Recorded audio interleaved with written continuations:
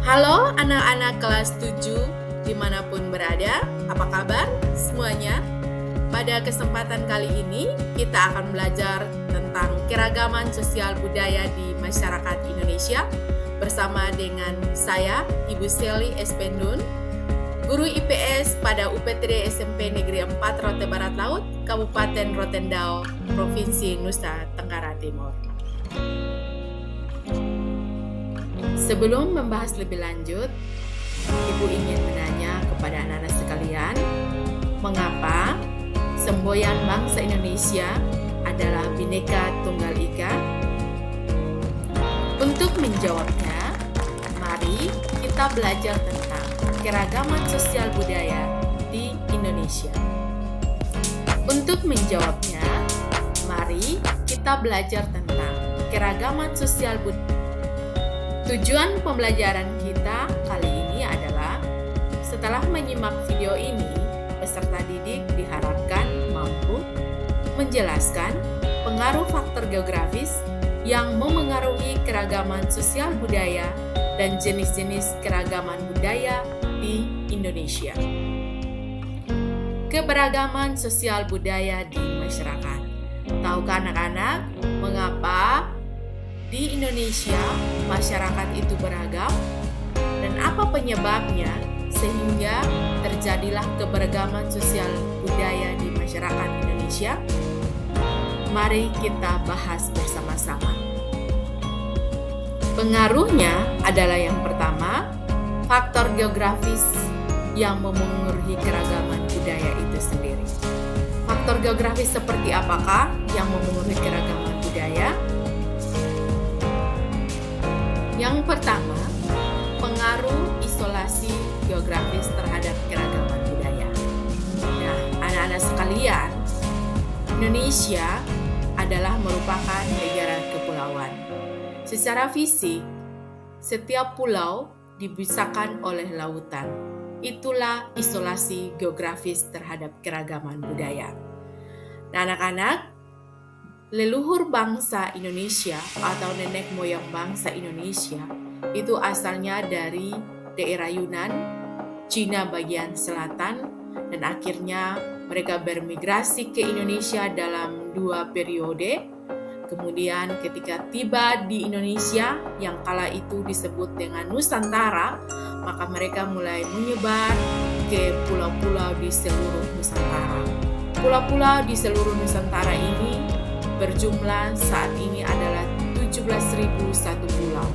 Dan pulau-pulau ini terdiri atas pulau-pulau besar maupun pulau-pulau kecil. Nah, laut merupakan isolasi alamiah di antara kelompok-kelompok tersebut. Kemudian menyebabkan mereka tumbuh dan berkembang menjadi satu kesatuan suku bangsa. Pada zaman dulu, karena keterbatasan teknologi di bidang perkapalan, sehingga nenek moyang bangsa kita tidak dapat berpindah dari satu pulau ke pulau yang lainnya atau dari satu tempat ke tempat yang lainnya secara bebas dan secara cepat, sehingga mereka terus melangsungkan kehidupan mereka dengan bergantung kepada alam di mana mereka tinggal, menyebabkan adanya perbedaan antar kebudayaan di daerah masing-masing. Pengaruh yang kedua adalah pengaruh iklim. Seperti yang kita ketahui bahwa Indonesia secara astronomis berada di antara 95 derajat bujur timur sampai dengan 141 derajat bujur timur, dan di antara 6 derajat lintang utara sampai dengan 11 derajat lintang selatan, sehingga mengakibatkan Indonesia diwarnai oleh iklim tropis dan iklim mikro atau iklim kecil yang amat beragam. Nah, dalam sebuah ruang wilayah yang sempit, perbedaan ketinggian tempat dapat menghasilkan perbedaan suhu yang signifikan. Ada dataran rendah, ada dataran tinggi. Dataran rendah, suhu cenderung panas, sementara dataran tinggi, suhunya cenderung dingin. Nah, hal tersebut akan mengakibatkan kepada pola hidup dan pola perilaku serta pola mata pencarian ekonomi pada tempat tersebut. Sebagai contoh, kehidupan di pesisir. Untuk kehidupan di pesisir, mata pencarian mereka kembali menggantungkan hidup kepada alam, sehingga cenderung mereka bekerja sebagai nelayan maupun penambang garam dan lain hal sebagainya yang berhubungan dengan laut.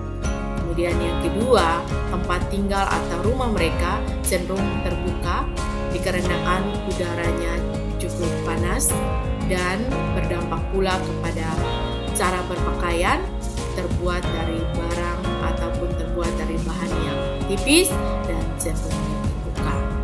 Sementara untuk kehidupan di pegunungan, mata pencariannya kembali menggantungkan hidup kepada alam, sehingga mereka sebagai petani ataupun sebagai pekebun. Kemudian tempat tinggal mereka itu cenderung tertutup. Ini diakibatkan karena suhu udara di tempat tinggal mereka cukup dingin dan mereka juga harus berpakaian yang terbuat dari selimut atau bahan yang tebal dan sifatnya adalah tertutup. Itulah perbedaan antara kehidupan di pesisir pantai dan kehidupan di pegunungan. Yang ketiga adalah pengaruh letak geografis terhadap keragaman budaya. Yang seperti kita ketahui bahwa Indonesia terletak di lalu lintas atau posisi silang dunia, yaitu di antara Samudra Pasifik dan Samudra Hindia, dan di antara benua Asia dan benua Australia, sehingga ini merupakan pintu atau akan membuka peluang untuk masuknya budaya asing ke Indonesia. Sebagai bukti, gereja Menggelama yang ada di Baarote dan rumah raja yang ada di Baarote, arsiteknya itu dari Belanda. Sehingga model rumahnya itu kita kalau lihat, modelnya itu seperti rumah Belanda. Kemudian Masjid Metina yang merupakan cagar budaya di Metina di Kota Baak, itu arsiteknya cenderung merupakan akulturasi dari budaya Hindu dan Buddha. Selanjutnya, untuk pengaruh dari budaya barat atau budaya asing yang masuk ke Indonesia itu adalah dilihat dari cara berpakaian. Di sini kita bisa melihat bahwa untuk pernikahan ini menggunakan jas dan menggunakan slayer. Ini merupakan kebudayaan asing yang masuk dan akhirnya tinggal di Indonesia. Yang kedua anak-anak, yaitu jenis-jenis keberagaman budaya yang harus anak-anak ketahui. Itu adalah yang pertama bahasa, yang kedua sistem pengetahuan, yang ketiga sistem organisasi kemasyarakatan, yang keempat sistem peralatan hidup dan teknologi, yang kelima sistem mata pencarian hidup dan sistem ekonomi, yang keenam sistem religi, dan yang ketujuh kesenian. Nah anak-anak, itulah pembelajaran kita hari ini terkait tentang keberagaman sosial dan budaya yang ada di Indonesia. Mengapa Indonesia harus memiliki semboyan Bhinneka Tunggal Ika? Karena memang kita ini adalah beragam, namun kita ini adalah satu kekuatan kesatuan yang tidak dapat dipisah-pisahkan. Terima kasih, mohon maaf jika ada kesalahan dalam menyampaikan materi. Sampai jumpa di video pembelajaran berikutnya. Jangan lupa like, komen, share, and subscribe sehingga Ibu terinspirasi untuk pembuatan video-video berikutnya. Terima kasih.